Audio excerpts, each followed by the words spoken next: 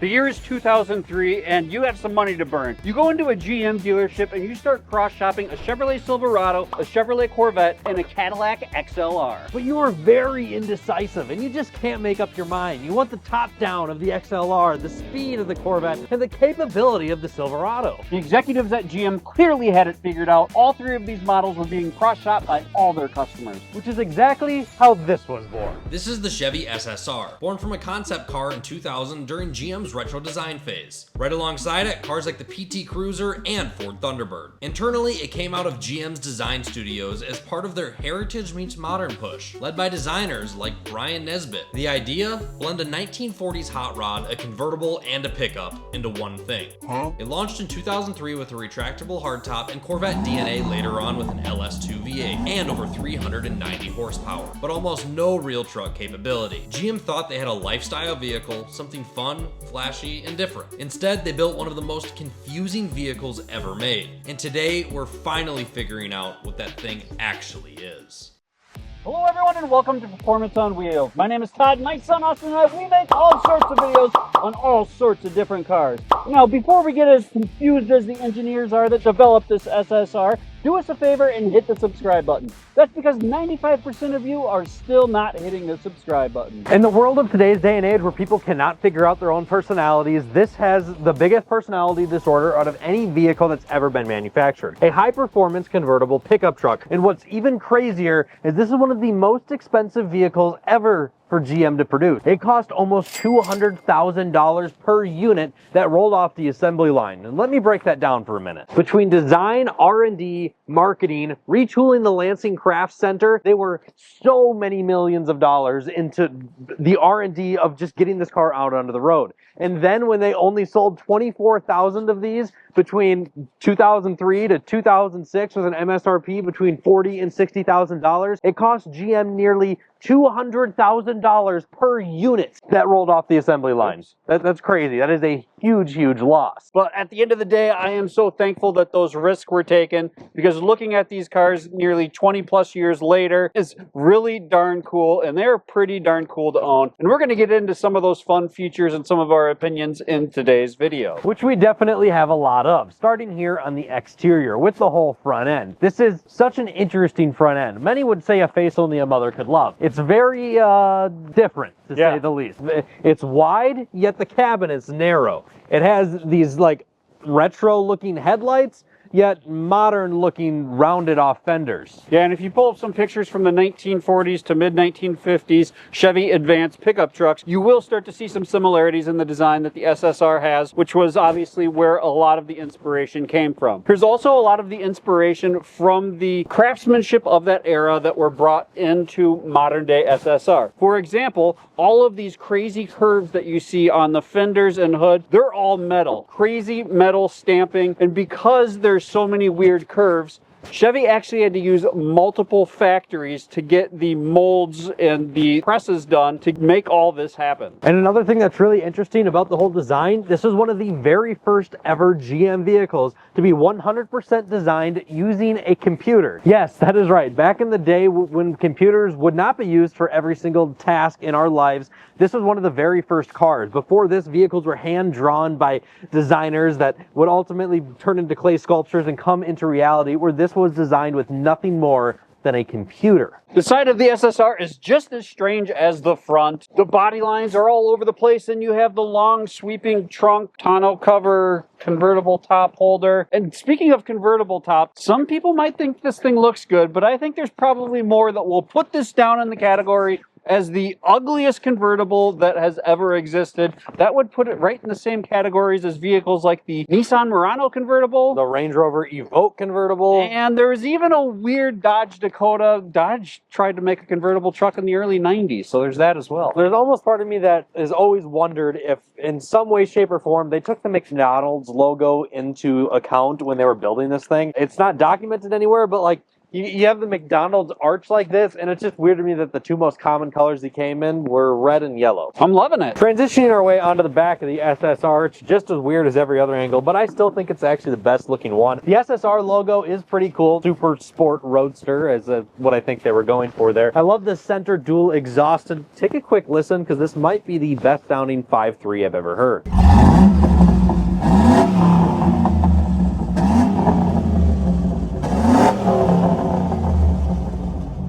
And yes, you did hear me right. This actually does have a 5.3 V8 in it, which I actually never knew.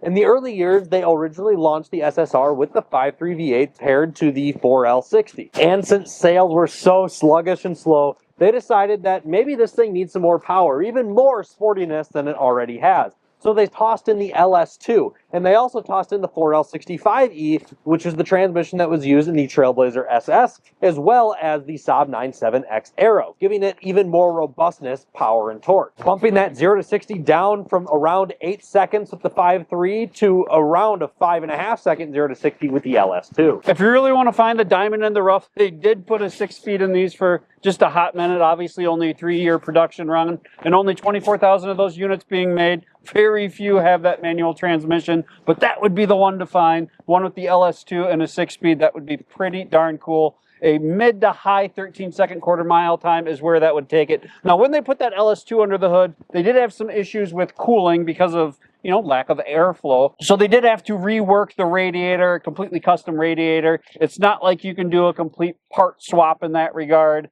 from one of the other GMT 360 or GMT 370 platform vehicles. It was specific to the SSR. Getting back to those GMT 360 platform vehicles, let's see if I can rattle them all off. Isuzu Ascender, Oldsmobile Bravada, Buick Rainier, Chevrolet Trailblazer, and the Saab 97X, my current daily driver. And I think the SSR just fits perfectly right in the middle of all of those interesting SUVs. Makes completely no sense at all, but that's really where a lot of the underpinnings are derived from, is a mid-size to larger SUV of the early to mid-2000 era. Now, they did put a specific rear end in here, starting with the Trailblazer rear end and changing up the gearings a little bit. And also the rear suspension is a little bit more performance oriented. It has a 5-point multi-link suspension in the rear. Up front is very similar parts that you'd find in all of those other SUVs that I mentioned. Rear axle across the back. Now, it doesn't have the exact same frame. They did do a hydroform cross brace, kind of to make sure that the thing doesn't snap in two when that top's down because of the convertible top. But ultimately, that's where this thing started as an SUV, much more truck-based than car-based, but it does have some pretty hefty performance numbers that could have kept up with some of the performance cars of the era. Because of what's under the hood here and just the overall driveline, LS-based driveline, and a very common transmission, although not perfect, easy to fix, dime a dozen to find, the SSR might be the vehicle you want to go after if you have to have a convertible that is retro designed and very unique. Yeah, that buying pool is really big. There's a lot of people looking for those, aren't there? Yeah. Now, the SSR might be able to keep up with a lot of cars in a straight line, especially when it is equipped with that LS2.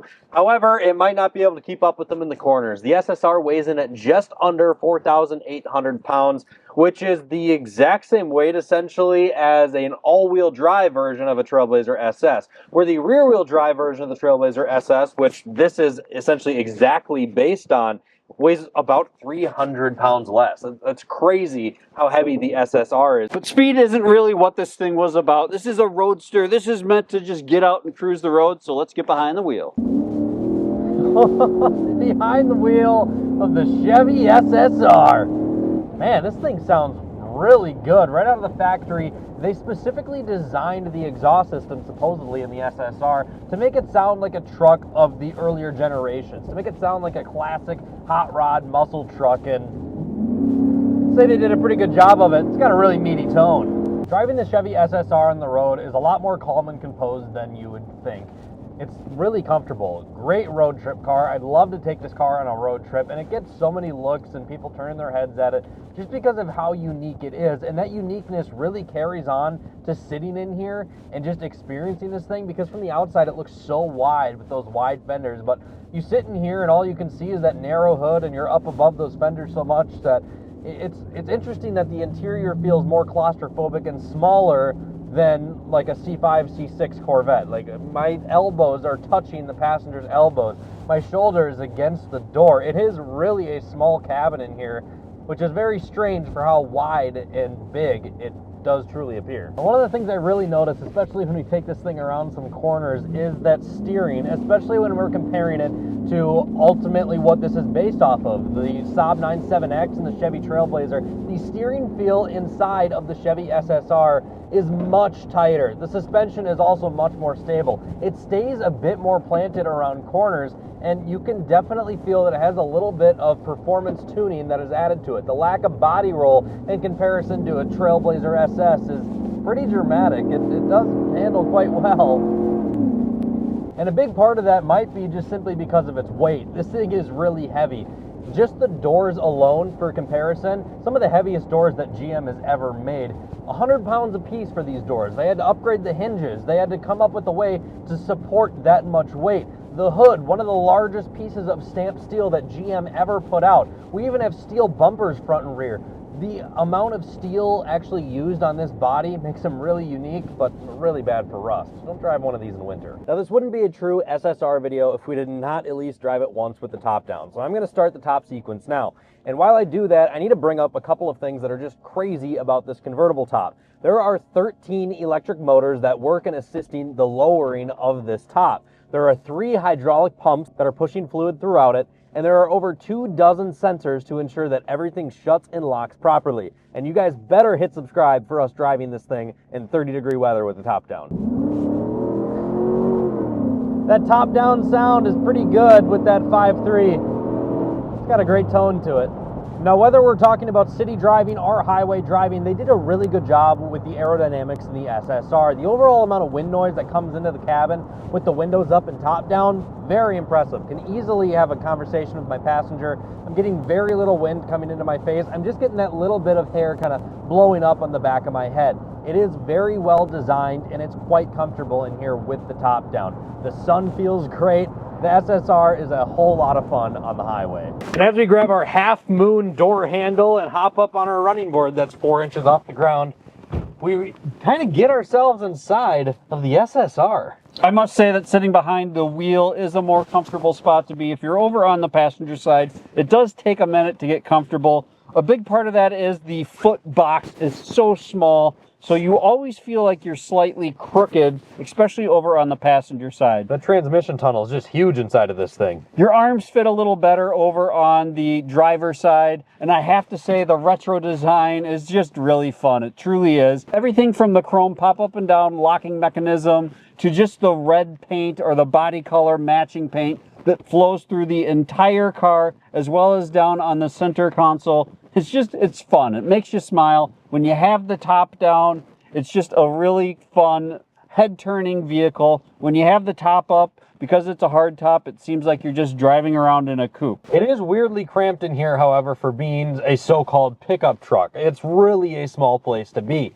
And it is probably the most high-quality GM interior of the time, but like any GM interior of the time, it has its cheap and weak points. These buttons have a lot of play, a lot of side-to-side movement. We still have this radio that was used in every GM of this generation, and the steering wheel is, well, it feels like a foot bigger than it needs to be. It's just very large. Speaking of the steering wheel, if my memory is correct, it is a mixture of the parts bin between a Chevy Colorado and a Trailblazer. Now we should talk about some of these fun hidden pop-up panels. This one's missing a cover, which shows you a testament to this interior quality. But under that guy, you get a cup holder. Over here, we get a little coin holder, and this one doesn't want to pop out at all. And down here, we get ourselves the much-needed little cigarette ashtray. Very time relevant in the SSR. But it wouldn't be a true pickup truck without a good working bed, now would it? You bet. However, this bed's a little bit different. Why don't you go ahead and pop that tonneau cover, or whatever you want to call it. That's there. steel too. Oh, that's steel too? I mean, you essentially have to,